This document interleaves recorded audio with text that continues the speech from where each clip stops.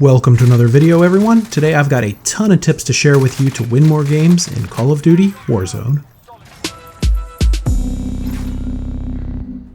The first thing I want to do today is cover some of the real basic stuff for the new players. So if you've been playing Warzone for a little while, I'm going to have, a timestamp and a comment or something in the description, something like that, to just let you know where to skip to in the video because some of this stuff may not apply to you. But we're going to kick it off first things first. You need to play the tutorial for Warzone and you need to practice. Practice, practice, practice. If you don't complete the tutorial and you don't know what a buy station looks like and you don't know how to equip a loadout, you're never going to win a game. So you need to go through the tutorial, kind of master the basics. You need to run through the KARST River Quarry training mission. That should be your first Battle Royale win in Warzone. It's pretty easy to win. You need to be able to go through that and win it every single time. The tutorial and the practice mission are also going to give you a chance to make sure your controller settings are set up the way you want. And me personally, I like to play with the flipped tactical layout. And what that's going to do is that's going to make it so that aiming down sights is L1 and shooting is R1. And I like the flipped layout because it lets me fire anything that's semi-automatic a lot faster. And while we're talking about options and controller options, things like that, you definitely want to use a square minimap. And there's also an option for crossplay, and as much as I hate playing with people on PC who are hacking in the game, I'm going to tell you to leave crossplay enabled. I've got another video on the channel that explains this in more details. By the way, all the videos I mentioned today, check the descriptions for links. But just trust me on this one, you want to leave crossplay enabled because it's just going to make your gameplay experience a whole lot better. I also use the contextual tap option because that makes looting a whole lot faster and a whole lot easier. It's a little weird to get used to, but once you get used to it and you master it, it's very useful. By the way, if you're using contextual tap, you can always hold the square button to reload your weapon. There are lots of other settings. In fact, I've got a whole video about other settings and things that you should do before you ever drop into a game, like turning off the film grain, turning off the world blur, the motion blur. To get a full list of all the things you should do before you ever drop into a real game of Warzone, check out that video, link in the description. Once you've got all your settings set up correctly and you understand some of the basics of the game from the tutorial and the practice, then the first thing to understand about winning this game is you need to have the best position. Sometimes this is high ground, sometimes this is a head glitch. Sometimes it's just concealing your body behind something, and the difference between cover and concealment is cover is going to actually stop the bullet or it's going to decrease the damage that you take. Concealment is not going to stop the damage, but it does hide your character.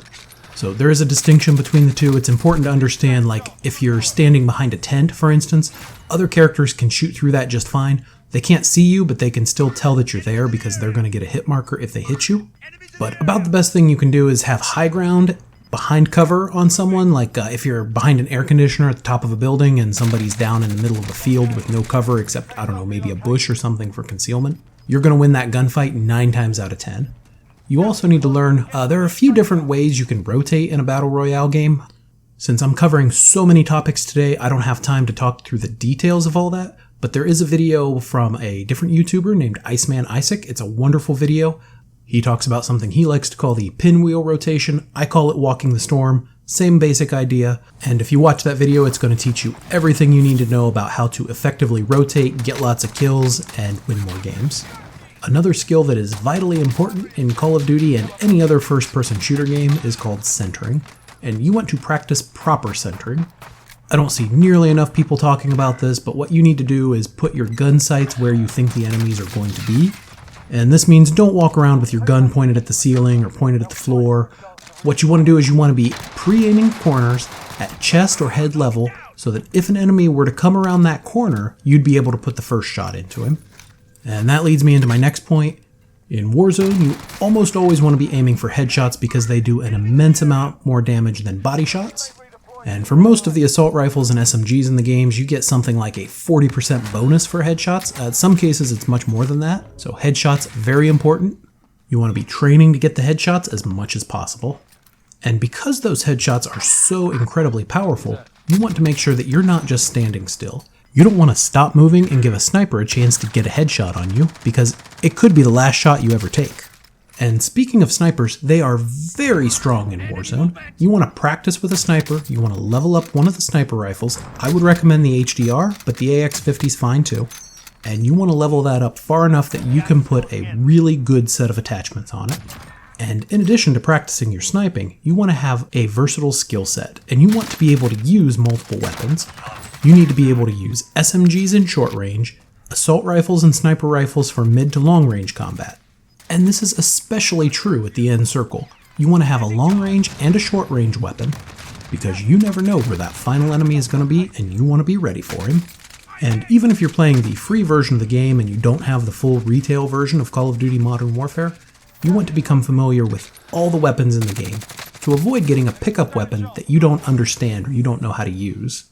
And once you get that weapon and you know how to use it and you manage to down another player, you don't want to finish them off right away. You want to use them as bait so that one of their teammates becomes reckless, makes a mistake, and comes out into the open to revive them.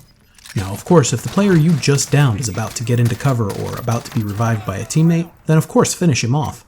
But what you want to do is, instead of thirsting right away, use that as leverage in the fight. The other time you want to finish players right away is if they start using a self-revive, and more about self-revives in a little bit.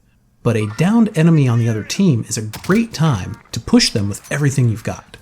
And there are really two sides to this. So what you want to do is, you can pin the enemies down while your teammates flank them and get the kill, or, and this is the really fun part, you flank while your teammates pin down the enemies. Going back to rushing the enemies, you also don't want to be caught mid-sprint by the enemies because they're just going to spray you down in the middle of the field and you're going to die. But what you do want to do is, as soon as you have a tactical advantage, either you've got an enemy down or the enemy is getting third-partied, or, I don't know, maybe they're stunned or flashed or whatever it is, that's when you push. Push as soon as you have an advantage, not too early and not too late. Because if they're able to revive that player and he can heal before you get there, you're just going to end up in the Gulag. And the Gulag, for anyone that doesn't already know, is the place where you get sent after your first death in Warzone. The Gulag is a place where two players who just died 1v1 each other for the privilege of getting back into the game. The loser, of course, is out for the rest of the game unless their teammates can buy them back. And by the way, speaking of buying people back, if you have the chance, you should always buy back your teammate as soon as possible. And if you don't have the money to buy back your teammate just yet, then I would highly recommend picking up a scavenger contract. And if you don't know how contracts work, I've got a video down in the description that'll tell you everything you need to know. In this game, it is also crucial to communicate with your team. If you're not speaking clearly into a microphone, you're already 5 steps below the competition. And communication is something I just cannot stress enough. Also, be sure that you're making use of the ping function. And in Call of Duty Modern Warfare, you have 3 different kinds of pings. You've got the regular ping, where it just marks a location on the map along with its distance. You can ping either from the map on the in-game menu or just by pushing up on the D-pad. You also have what I like to call a contextual ping, where you ping some object. So maybe you drop some ammunition. You can look directly at that ammunition and push up on the D-pad, and it will tell your teammates what is there. You can do this with buy stations, contracts, vehicles, enemy vehicles, lots of different things. Pretty much anything you can pick up or interact with, you can ping. Finally, we have what I like to call the red enemy ping, and if you push up twice rapidly on the D-pad, then a little red icon will appear for all your teammates, telling them that there are enemies at that location. And if you double tap up while looking directly at an enemy, you'll get what's called a live ping, and that will show everyone on your team where that enemy goes for the next couple of seconds. So let's say you ping a buy station and you go over there and you've got a lot of money. What should you buy?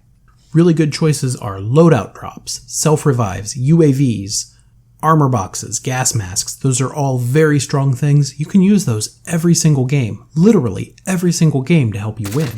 Let's talk about the self-revive. First off, you can tell if any of your teammates have a self-revive by looking down in the bottom left of the HUD. If there's an icon there that is a little white cross in a circle, then that means that teammate has a self-revive. If that teammate gets downed, he can go ahead and hold in the triangle button to revive himself. Self-revives, of course, expire after one use, unless you let go of the triangle just before the self-revive finishes. And if you do that, then a teammate can come over and finish the revive without costing you your self-revive. And this is strongly recommended anytime you get downed, if you have a self-revive, to self-revive yourself as much as possible. And then if your teammate can pick you up, great. If not, go ahead and just continue holding it in and use your self-revive. Just make sure that if you're using a self-revive or if you're reviving another player, that that player is out of the enemy line of sight and behind cover as far as possible. Otherwise, they're just going to get killed before you can finish reviving them, and there's a good chance you're going to get killed too. For any far away engagements, you need to account for bullet drop. Bullet drop is minimal in Call of Duty Warzone compared to other Battle Royale games like Blackout, but it does exist. And without getting into too many details and nerdy numbers, if you have the longest possible barrel on a sniper rifle, your bullet drop is going to be just about non-existent, but it is there. So for long-range engagements, you need to learn how to handle this bullet drop for your loadout. And speaking of sniper rifles, you can also hold your breath in this game. It's very useful for snipers and marksman rifles. And there's an attachment, well, really a weapon perk and not so much an attachment, called Presence of Mind that can help. This weapon perk extends your hold breath time to be crazy long, and if you're one of those that likes to lay in a bush and just kind of hard scope and what I like to call grandpa snipe, then check out Presence of Mind because it could really help you. And while you're laying in that bush, if you see two other groups fighting each other, then what you can do is go ahead and target those engaged players, and that's called third partying. And it's kind of bad manners, but it's also kind of fun, and I kind of do it sometimes, so I'm not going to judge you if you third party people. What I will judge you for, though, is not calling out groups before you shoot. You can use red pings, you can even use regular pings, or just talk on the microphone, it doesn't really matter. But before you take a shot at a new group of targets, you need to make sure that your teammates are aware of what's going on. You also need to take that first shot as soon as you can. Don't wait around for the enemies to finally figure out where you are and then start shooting at you. If you shoot first, you have the element of surprise on your side. But if your fight's been going on and on forever, what you need to do is figure out how to get out of there. Either end the stalemate, or if you can't end the stalemate, just get out of there. There's nothing that says you have to have this huge ego and take every single fight. In a Battle Royale game that's last man standing, there is no shame in running away and living to fight in the final circle. And speaking of the final circle, you shouldn't be using a high zoom optic for the final circle. You want to use less scope or no scope at all, because you're not trying to shoot out the guy's nose hairs, you're just trying to hit him in the forehead. And by the way, having 3 UAVs active at the same time is great for that final circle, because that's going to show you the location of every single player, whether they're using the ghost perk or not. The trouble with the VSAT though is that it doesn't last very long, so be sure to take as much advantage of it as you can. And something else you should really be taking advantage of is armor. Your character can hold 3 plates of armor, and each plate is worth 50 extra hit points. This brings your effective hit points up to 250, which is more than double the standard hit points. But one thing to know about this armor is it's really hard to get at the end of the game. And because of this, what you want to do is max out your armor as early as you can. And there's this new item in the game called an armor satchel, which will let you hold up to 8 plates. There's also an item called an armor box, which will let you restock all the plates for your entire squad. So if you've got a squad of 4 and each squad member has an armor satchel, that's up to 32 bonus plates that you can carry in the armor box.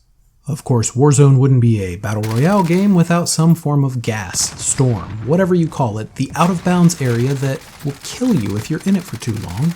And in Warzone, we have gas, and this gas is extremely lethal. The gas in the final circle will kill you in just a few seconds, especially with no gas mask. By the way, the gas mask only lasts a few seconds, and your character plays this horrible animation whenever you go into or come out of the gas. This animation has gotten me killed more times than I care to admit, so you definitely need to avoid getting into any kind of fight when you're coming into or going out of the gas. Also, when you're in the gas, unlike other Battle Royale games, there's no way to heal when you're in the gas. There is one exception to this, and that is a piece of tactical equipment called the STIM, which will let you heal to full in just a couple of seconds when you're in the gas. But other than the STIM and the gas mask, I really don't know any counter at all to this gas. I mean, when you're in the gas, you can't even fix your armor. Shoot, you can't even pick up a gas mask if you're in the gas. So definitely avoid that. It's not like in other games where you can just kind of hang out in the gas at the end and it's no big deal. It is extremely lethal. And on the topic of lethality, you want to be using weapons with large magazines. Just think 50 is the new 30. You want to have at least a 50-round magazine in every weapon, because in Warzone, teammates can buy each other back and you're almost never going to run into just a single player. You're usually going to be running into groups of 2, 3, or 4 players at the end of the game. And this brings me to another important topic, which is your loadout. I have a whole video dedicated to the basics of building a loadout, as well as a few sample weapons that I like to use. Check the description for a link to that video. You can get the loadouts two different ways. One is you can buy them at the buy station, and they've been changing the price of those. As of recording this video, the cost for a loadout is $10,000, whether you're in solos, trios, squads, whatever. Or you can get a free loadout. In Warzone, free loadouts drop 2 times throughout a game. The first free loadout drops when there are about 15 seconds left before the first circle closes, and the second free loadout drops when about 45 seconds remain before the 4th circle closes. Incidentally, the Gulag closes at the end of that 4th circle. The free loadout that you can pick up is always going to be marked with this little black and blue icon. Any boxes that you see that do not have this icon are not for you. They are for enemy players. So if you see this box and try to run up to it and there's no icon, it's not going to let you in there, and chances are someone else is going to be coming for that box and just going to gun you down. It's also very useful to know that the loadout drop is always going to drop outside the gas and in one of several predetermined locations around the map. Usually the loadouts are going to be 100 to 200 meters away from your current position, so they are not going to be all the way across the map, and sometimes they're going to drop alongside enemy loadouts and you're just going to have to fight for it. At a minimum, you should have a loadout with a suppressed weapon, at least a 50 if not a 60 round magazine, cold-blooded and ghost if you want to be stealthy, and C4 or rockets ready for vehicles and shield users. And speaking of vehicles, we should probably cover a few of the vehicles in Warzone. The only aerial vehicle is the chopper. The chopper, of course, is the absolute best way to get from point A to point B because it is very high speed. As for ground vehicles, you've got the ATV, the SUV, the tactical rover, and everyone's favorite, the cargo truck. You want to be able to drive all of these vehicles effectively. That's forward, reverse. The controls are not as intuitive, in my opinion, as they were in Blackout because you have to use the ADS and the fire button to go forward and backward. But once you drive a vehicle a few times, you should get the hang of it. They're all pretty much the same to drive. They just have different maneuverability, different speeds. Of course, the smaller vehicles can go faster. They also have fewer hit points, things like that. And perhaps the most important tip I can give you about the vehicles is that you can always get out of any of the ground vehicles without taking any damage, even at high speed. So what I usually do with this is if I'm coming up close to someone, I'll jump out of the car and start shooting them. That way they have to not only dodge the car as it's going toward them, but they also have to dodge my bullets, and 9 times out of 10 this is a really easy kill. It's also kind of interesting to know that even more than 9 times out of 10, in fact, 98% of you aren't subscribed to my channel, so now is a great time to do that. It's also a great time to smash that like button and check out some of my other videos that I've mentioned in the description or on the screen right now. And as always, thank you very much for watching.